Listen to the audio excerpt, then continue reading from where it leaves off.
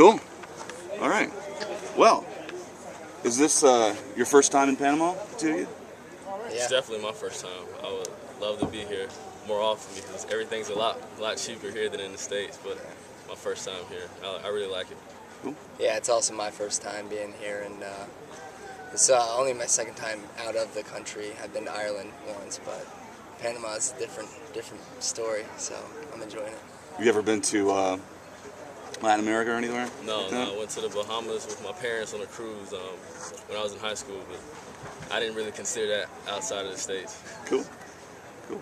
How did you guys find out you were going to Panama to play winter ball? I was actually in Instructs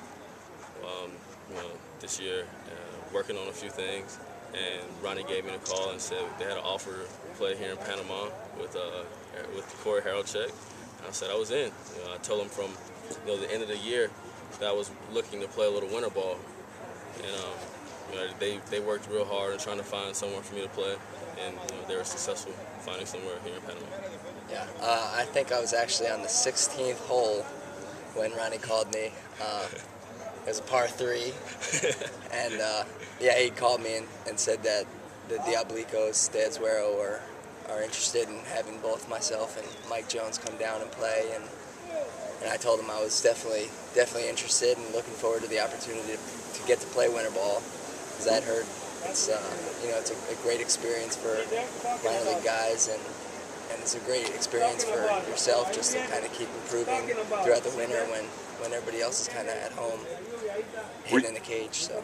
Were you apprehensive about coming down to a country where there hadn't been winter ball in several decades Not alone, really. or was it better with the both of you going at the same time? It was definitely, I definitely feel like a lot more comfortable having somebody that I had played with for a few years now to come down here and experience it with.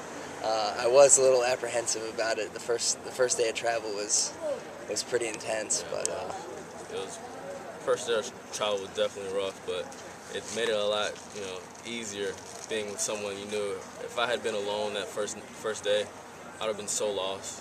Being in a foreign country. We were still lost. Yeah, we were. We were lost together. Everyone speaking a different language, but as for me, I was, from the time I heard I was coming to Panama, I was, excited, and I'm still excited to be here.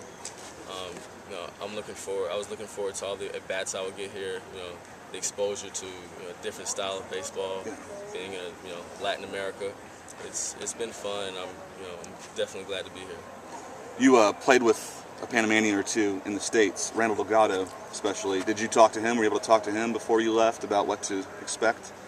I was able to talk to Christian Betancourt, who was at Instructs getting ready for the Fall League, and the Master Delgado was also there.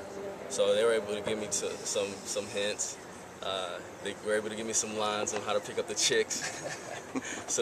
Did you remember those lines? A little bit.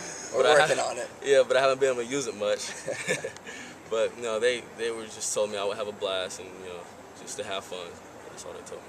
Great. Yeah, I didn't get a chance to talk to either Randall or Betancourt before I came down, but Randall was my roommate this whole season, so that was when he was on the Mississippi team. Yeah. And so I had always asked him about, what's Panama City like, or like where are some cool places to go, and so I kind of had a broad idea of kind of what to expect, but it's been a cool experience and an interesting experience so far, but I'm enjoying it. How much Spanish do you guys speak? Not much, poquito. Enough to order our food, ask specific questions, and I think we're definitely improving. Both of us are, and being able to get around, on our own. Yeah, we both actually asked Ronnie Richardson to help us with Rosetta Stone, so he came through in the clutch for us on that part, and we've been using it pretty regularly. But most importantly, I think we're just trying to talk to the locals as much as possible, and being around a team that has mostly Spanish-speaking guys. You're in the clubhouse with them all the time. You're kind of picking up on certain things, and you're learning on the fly. So I'm definitely getting much better at Spanish, and I'm looking to continue to work on it through the winter, and then keep learning. Does your manager or coaches speak Yeah. English? Yes, they do. So that helps. Yeah, for the most It part, does. they all speak English. They're fluent in English, and they've been helping us out a lot while we've been here. How about the umpires? No They English, don't speak too much English which is actually kind of nice at times because Yeah. you can say what you want to say. and not get tossed. Yeah. So, They don't understand the cuss words in English? I thought that's the first thing you learn. well, I don't think they've I don't really think- been to the U.S., so I don't think they've even delved into the realm of English. So, Has playing here as a non-native speaker given you an appreciation for the challenges that Latino players go through when they're playing in the U.S.? Yeah, definitely. I've told Corey before, like, now I understand what the Latin players in America are going through.